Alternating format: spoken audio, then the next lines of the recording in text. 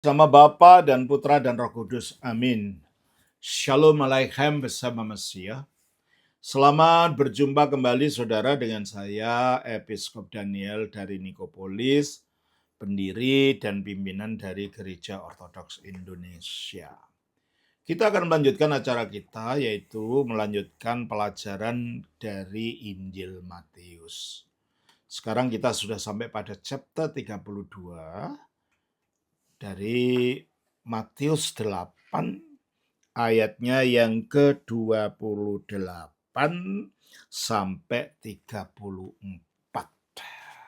Setibanya di seberang, yaitu di daerah orang Gadara, datanglah dari pekuburan 2 orang yang kerasukan setan menemui Yesus. Mereka sangat berbahaya, sehingga tidak seorang pun yang berani melalui jalan itu. Terima kasih. Setibanya di seberang, jadi itu ada di pantai seberang dari Danau Galilea ini. Mereka tiba di daerah orang Gadara atau Gerasa. Ya.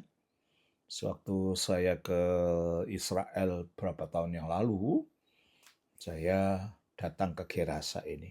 Ya.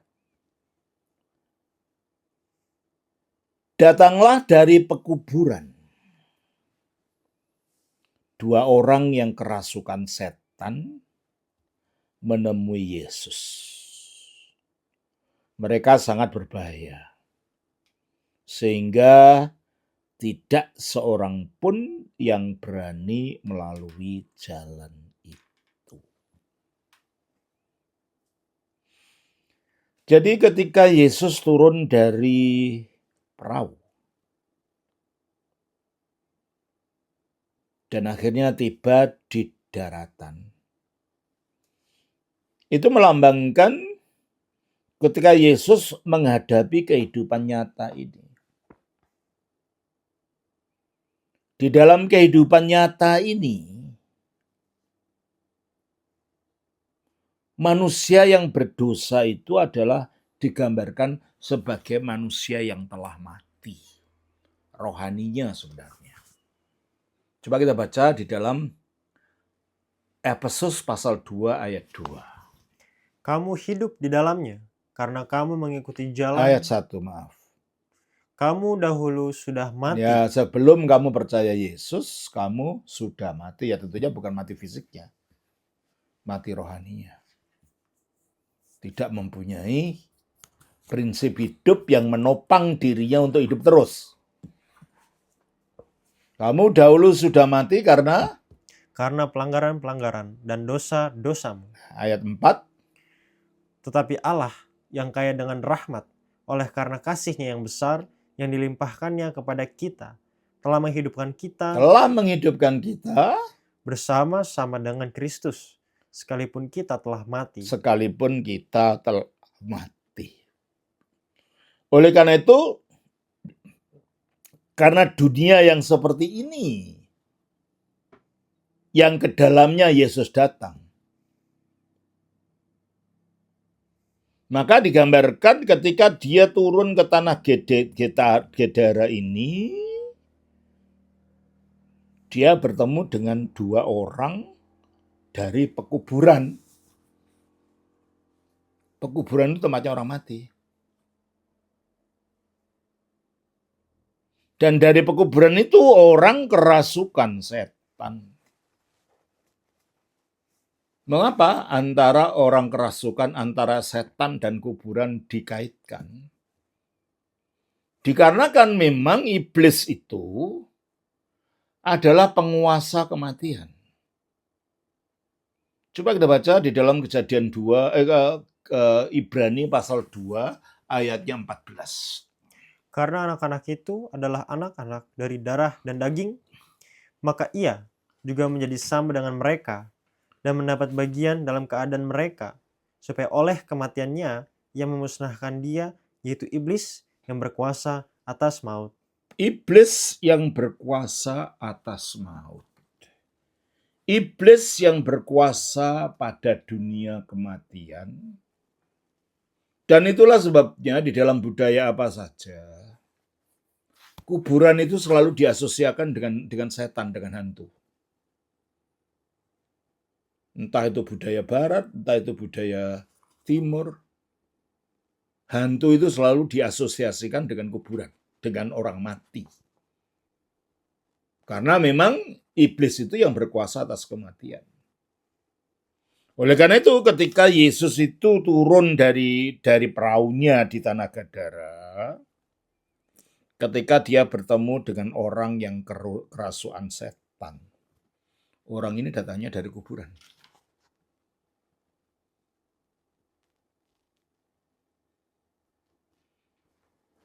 Lalu kalau di sini di dalam Injil Matius ini dikatakan yang datang adalah 2 orang. Kalau dalam Injil Markus pasal 5 dikatakan ayat 1, coba lihat. Lalu sampailah mereka di seberang danau di daerah orang Gerasa. Terus? Baru saja Yesus turun dari perahu, datanglah seorang yang kerasukan roh. Datanglah seorang. Kenapa? Mengapa ada perbedaan? Ya mungkin dari 2 orang itu yang lebih ganas dan lebih menonjol adalah 1 orang. Sehingga yang 1 orang ini yang menjadi fokus. Meskipun jumlahnya ada 2 orang. Tapi yang satunya tidak segitu ganas dan tidak, meskipun dua-duanya membahayakan. Maka dikatakan di dalam Injil Matius itu dikatakan apa adanya yaitu 2 orang. Di dalam Injil Markus dikatakan yang paling ganas yang mana? Maka dikatakan 1 orang. Ya. Orang yang kerasukan setan menemui Yesus. Ya mungkin tadinya tidak tahu si orang yang kerasukan setan, disangka Yesus orang biasa yang lewat di situ akan diganggu. Dan dikatakan mereka sangat berbahaya. Ya mungkin ada orang yang dicekik lah, mungkin dilempar batu lah apa. Pokoknya yang membahayakan, dan mungkin orang-orang ini akan dibunuh karena iblis itu memang pembunuh manusia. Coba kita baca di dalam Yohanes pasal yang ke-8 ayat yang ke-44. Iblislah yang menjadi bapamu, dan kamu ingin melakukan keinginan-keinginan bapamu. Ia adalah pembunuh manusia sejak semula. Sejak semula dari kejatuhannya sampai menjadi iblis. Dia itu menjadi pembunuh manusia. Ingin menghancurkan manusia dan ingin membawa manusia untuk masuk ke dalam alam di mana dia itu ada. Alam apa? Alam neraka. Sebab neraka memang disiapkan untuk mereka. Kita baca di dalam Matius pasal 25 ayat 41. Dan ia akan berkata juga kepada mereka yang di sebelah kirinya, enyahlah dari hadapanku, hai kamu orang-orang terkutuk. Enyahlah ke dalam api yang kekal, yang telah sedia untuk iblis dan malaikat-malaikatnya. Enyahlah ke dalam api yang kekal, yang telah sedia untuk iblis dan malaikat-malaikatnya. Dia menginginkan manusia-manusia itu mengikuti jalannya dia, akhirnya akan terseret untuk masuk ke dalam alam di mana dia itu ada. Nah, disitulah mati kekal akan dialami manusia. Itulah alam iblis. Dengan jalan apa? Dengan jalan memprovokasi manusia untuk berbuat durhaka. Dengan jalan memprovokasi manusia untuk mengikuti hawa nafsunya, dan akhirnya berbuat dosa. Kita baca dalam Efesus 2 ayat 2. Efesus 2:2. Kamu hidup di dalamnya karena kamu mengikuti jalan dunia ini. Kamu mengikuti jalan dunia ini, maksudnya mengikuti hawa nafsu dan cara-cara hidup di dunia yang tanpa Tuhan ini. Terus? Karena kamu mengikuti jalan dunia ini. Nah, kalau kita mengikuti jalan dunia ini, maka kita mengikuti penguasa kerajaan angkasa, yaitu roh yang sekarang sedang bekerja di antara Yaitu orang-orang roh durhaka. yang sekarang sedang bekerja di antara orang-orang durhaka. Jadi kalau orang berbuat durhaka, hidup dalam dosa, itu orang yang mengikuti jalannya iblis, mengikuti jalannya dunia, ya otomatis nanti akan diseret ke sana. Dan itulah yang diinginkan. Oleh karena itu, orang yang kerasukan roh jahat ini, kerasukan setan ini, menjadi sangat berbahaya bagi orang normal. Nah, saya kira di dalam pengalaman kita juga banyak orang-orang gila jadi bahaya, sama orang memukul atau apa macam-macam. Ya, mereka sangat berbahaya sehingga tidak seorang pun yang berani melalui jalan itu. Ya takut dilukai, takut dibunuh, dan macam-macam. Sebab orang sedemikian ini akalnya sudah tidak bekerja, akalnya dikuasai oleh roh jahat ini. Sehingga dia melakukan apa saja yang dikehendaki oleh roh jahat ini. Ayat 29. 29.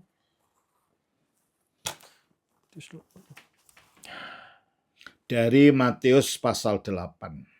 Dan mereka itu pun berteriak katanya, "Apa urusanmu dengan kami, hai anak Allah?" Terima kasih. Dan ketika mereka menemui Yesus, disangka Yesus orang biasa, mungkin mau diganggu. Sebagaimana dia biasa mengganggu orang-orang biasa. Tapi setelah bertemu dengan Yesus, mereka sadar siapa Yesus ini. Justru dia yang ketakutan. Kalau tadinya orang biasa ketakutan pada roh-roh ini, tapi sekarang roh-roh yang mengrasuk orang ini yang ketakutan. Apa urusanmu dengan kami, hai anak Allah? Jadi orang yang hidup di bawah kendali roh jahat ini, dan tanpa sadar kita pun ada di bawah kendalinya. Kenapa? Seluruh dunia dikuasai oleh si jahat. 1 Yohanes 5 ayat 19. 1 Yohanes 5 ayat 19. Kita tahu bahwa kita berasal dari Allah dan seluruh dunia berada di bawah kuasa si jahat. Makanya kalau kita mengikuti jalan dunia, kita taat pada penguasa kerajaan angkasa, yaitu si jahat ini.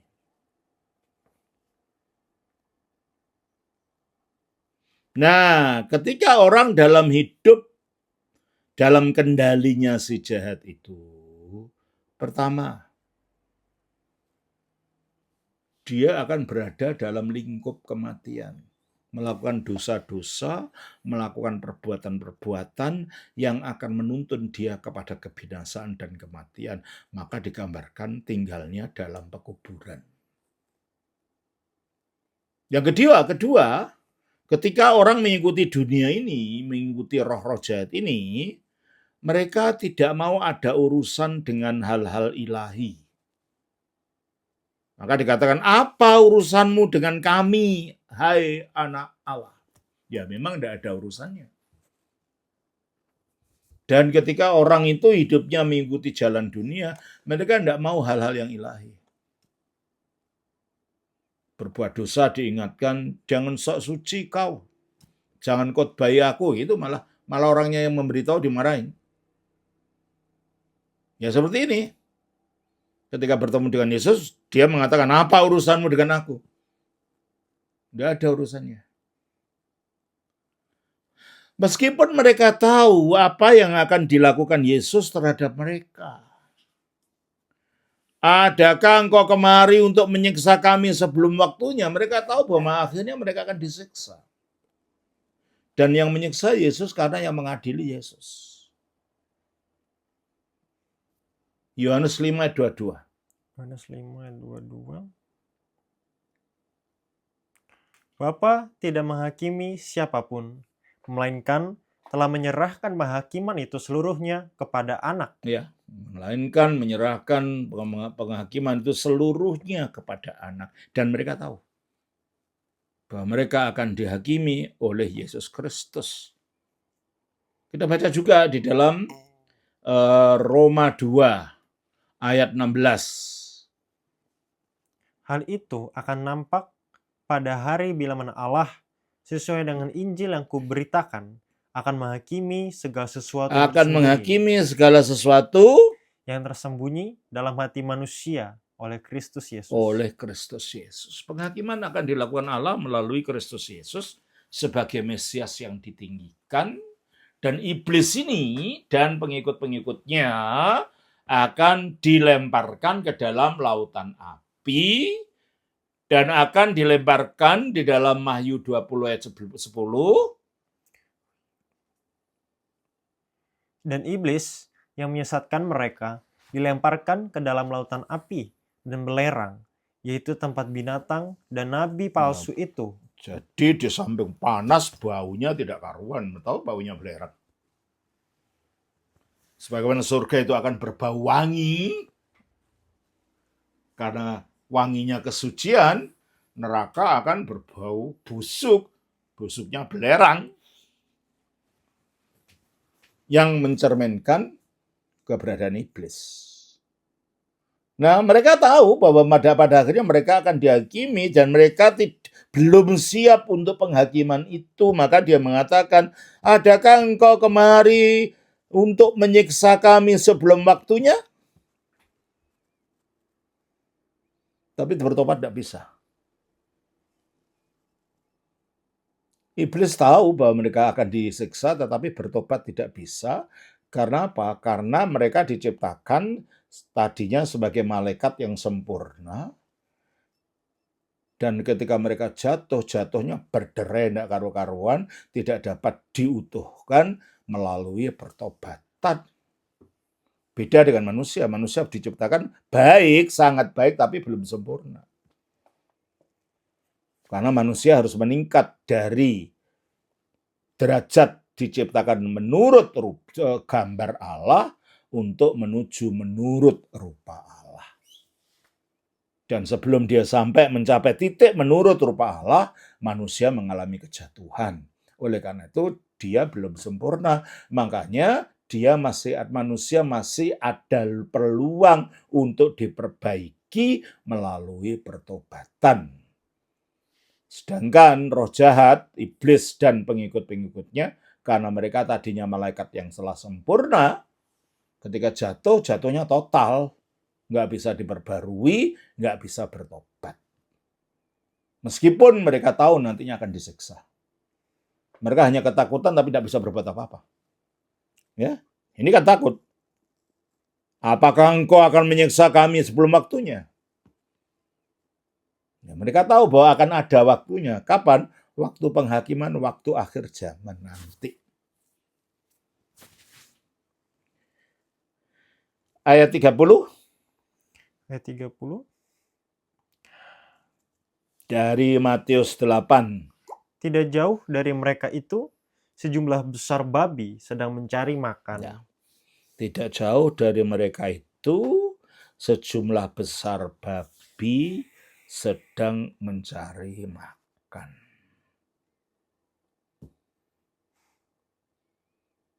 Terus, 31.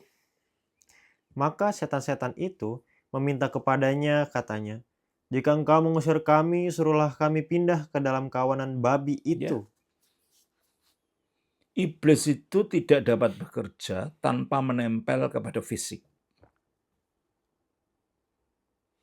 Karena ketika jatuh dikatakan di dalam Kejadian pasal 3 ayat 14,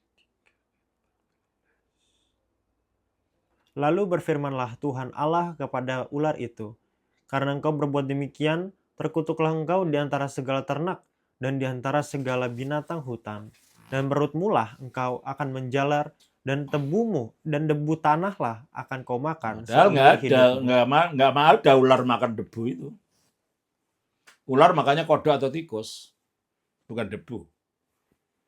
Nah, ini simbolik bahwa yang menjadi sasaran fokus sasarannya iblis adalah manusia yang terbuat dari debu. Maka dikatakan debu yang jadi makananmu. Kau akan berjalan dengan perutmu, artinya menempel pada tanah. Maka apa yang dilakukan adalah sesuatu yang menempel dengan bumi ini. Karena tempatnya di surga sudah nggak ada. Dia nggak punya tempat lagi di surga. Maka pekerjaannya hanya di bumi ini, dan dia menggunakan untuk menghancurkan manusia, menggunakan apa saja yang ada di bumi, termasuk binatang, termasuk apapun benda-benda di bumi itu bisa digunakan oleh dia. Makanya dikatakan dalam Matius 12 ayat 43, Apabila roh jahat keluar dari manusia, ia pun mengembara ke tempat-tempat yang tandus mencari ya, perhentian. makanya tempat-tempat tandus itu tempatnya, ya kita tahu ini, tempat gelap, tempat kosong, tempat terpencil, itu banyak tempat-tempat angker karena mereka orang roh jahat itu nggak bisa hidup tanpa tempat. Kalau nggak tubuh binatang atau manusia, ya tempat-tempat yang apa katanya tadi? Pergi mengembara ke tempat-tempat yang tandus. Tempat yang tandus, termasuk gedung kosong, tempat kosong. Terus Tetap mencari perhentian. mencari tempat perhentian, jadi rumahnya, jadi kerajaannya, jadi apa di situ. Ya memang itu sifatnya roh jahat. Jadi kalau ada tempat-tempat tertentu dikatakan bahwa itu tempat angker, ada tempatnya ini, jangan tidak percaya, tapi jangan juga takut tentang itu gitu loh. Makhluk ini ada gitu. Ya. Nah, oleh karena itu dia minta, karena yang dekat di situ hidup, yang makhluk hidup yang dekat di situ adalah babi. Maka dia mintanya ayat 31, jika engkau mengusir kami, suruhlah kami pindah ke dalam kawanan babi itu. Ayat 32. Yesus berkata kepada mereka, pergilah. Mengapa Yesus mengizinkan itu? Untuk memberi pelajaran kepada pemilik babi itu. Tanah Israel itu tanah suci. Dan di dalam hukum Taurat, babi itu binatang yang haram. Dan mereka malah membiarkan binatang haram di tempat yang suci ini. Berarti mereka tidak menghormati kesucian tanah itu. Oleh karena itu, untuk mengajar kepada pemiliknya ini, Yesus mengizinkan si roh jahat itu untuk pergi masuk. Itu satu. Yang kedua, untuk menunjukkan bahwa harga manusia itu jauh lebih mahal dan lebih tinggi dibanding harga makhluk apapun. Nah, kira-kira ada berapa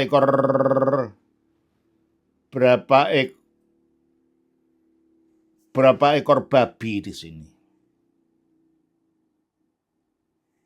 Di sini tidak dicerahkan berapa jumlahnya. Coba kita lihat paralelnya di dalam Injil Markus 5 tadi.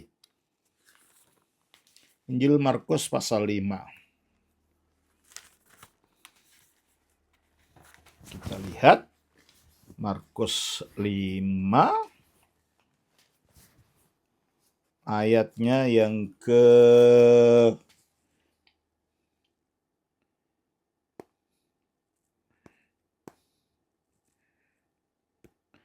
ayat 8.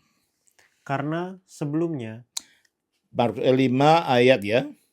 Karena sebelumnya Yesus mengatakan kepadanya, hai engkau roh jahat, keluar dari orang ini. Kemudian ia bertanya kepada orang itu, siapa namamu? Jawabnya, namaku Legion, karena kami banyak. Nah, dariku jadi kami. Jadi legion itu jumlah tentara serdadu Romawi kira-kira dari 3.000 sampai 6.000 jumlahnya. Berarti kalau gitu iblis itu bekerja melalui jejaring roh-roh jahat yang di bawahnya. Dan ketika roh-roh jahat itu bekerja untuk menyuarakan suaranya iblis, maka bilang ku. Tapi yang ku ini jadi kami. Karena ku ini menggunakan jejaringnya roh-roh jahat yang ada di bawahnya.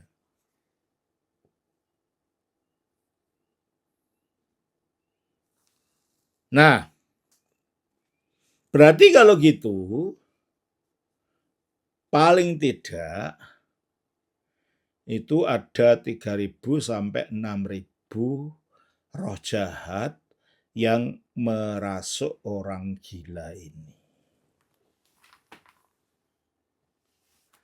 Akhirnya roh jahat ini masuk kepada babi-babi tadi. Roh jahat yang berjumlah legion tadi masuk ke situ. Jadi paling tidak ada 3.000 sampai 6.000 babi. Taruhlah 6.000 babi. Babinya gemuk-gemuk. 1 kilo harganya berapa? Daging babi 1 kilo berapa? 110. Berapa? 110. 110. Kalau satu babi beratnya kira-kira berapa satu babi itu? 10 kilo ada kalau gemuk. 10 kilo? Kalau gemuk 7 lah. Enggak lebih itu. 15. Oke, taruhlah 15. 15 kilo. Jadi satu babi kalau jumlah 15 kilo dan per kilo adalah 110. Jadi berapa itu? 1,65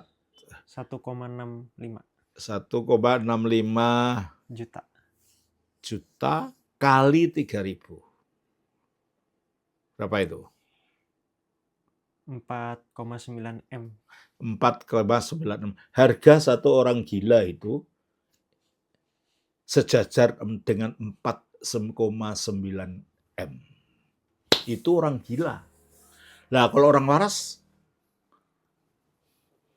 berarti kalau kita hitung secara perbandingan gini, harganya manusia itu di mata Allah jauh lebih berharga dari makhluk-makhluk apapun. Oleh karena itu, demi untuk melepaskan orang gila ini supaya jadi sehat, maka Allah rela mengorbankan babi-babi itu untuk mengajar si pemilik babi untuk dapat menghormati kesucian dan juga untuk menunjukkan kepada manusia, kepada kita harga mahalnya harga seorang manusia di hadapan Allah. Kita sangat berharga di mata Allah. Oleh karena itu dalam ayat 32 ini kembali kepada Matius 8, Yesus berkata kepada mereka, pergilah. Lalu keluarlah mereka dan masuk ke dalam kawanan babi itu dari tepi jurang ke dalam danau dan mati di dalam air. Kenapa? Karena memang roh jahat iblis itu adalah pembunuh manusia. Kalau manusia tidak bisa dibunuh, ya binatang yang menjadi sasaran untuk amukannya karena tidak bisa mengalahkan manusianya. Maka dibunuhlah binatang itu. Ayat 33. Maka larilah penjaga-penjaga babi itu, dan setibanya di kota, diceritakannya lah segala sesuatu juga tentang orang-orang yang kerasukan setan itu. Dan yang ketiga, dari peristiwa ini terjadilah suatu kesaksian. Kesaksian tentang karya Yesus dan kesaksian tentang kuasa Yesus, karena penjaga babi lari, bukan saja menceritakan tentang babinya yang mati, tapi juga menceritakan orang yang dirasuk babi yang sudah sembuh itu. Jadi tanpa sadar mereka jadi sarana pekabaran Injil, sarana pekabaran berita sukacita. Ayat 34. Maka keluarlah seluruh kota mendapatkan Yesus. Ya, tentu saja karena mendengar berita seperti itu. Babi ribuan lalu ngamuk masuk ke dalam danau mati dan orang gila akhirnya sembuh. Tentu saja orang heran datang untuk menemui Yesus. Terus? Dan setelah mereka berjumpa dengan dia, mereka pun mendesak supaya ia meninggalkan daerah mereka. Mengapa mereka meninggalkan? Untuk meninggalkan. Mereka takut barangkali mereka itu orang-orang kumpulan orang-orang peternak babi dan takut nanti babinya hancur semua itu nanti. Sehingga mereka ketakutan, bukannya ingin mendengarkan berita sukacita, malah menyuruh Yesus pergi dari situ. Banyak orang ketakutan sendiri setelah diberitahu tentang berita Yesus itu, bukannya mau terima, bukannya dengan suka hati, mereka marah-marah gitu ya. Ya, di Indonesia sering terjadi itu.